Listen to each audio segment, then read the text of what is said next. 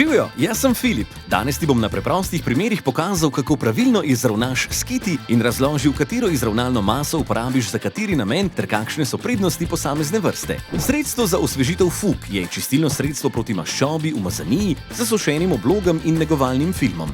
Hitro in enostavno poskrbi za higiensko čistočo. S praktično dozirno gobico je primerno za vse vrste fug in keramičnih ploščic. EasyFix notranja barva je namenjena popravljanju madežev in umazanih mest. Tudi tukaj je priložena gobica za doziranje, ki olajša uporabo. EasyFix se lahko uporablja na podlagah, kot so zid ali omet, pa tudi na tapetah.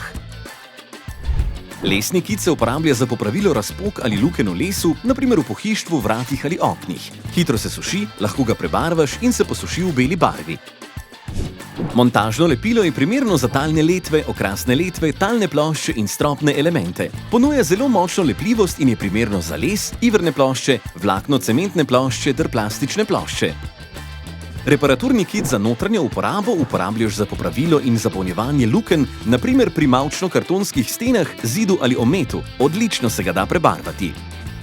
Z reparaturno izravnalno maso za zunaj lahko prav tako popravljaš razpoke in luknje, na primer na fasadah ali zunanjem ometu, saj je odporna na vremenske vplive.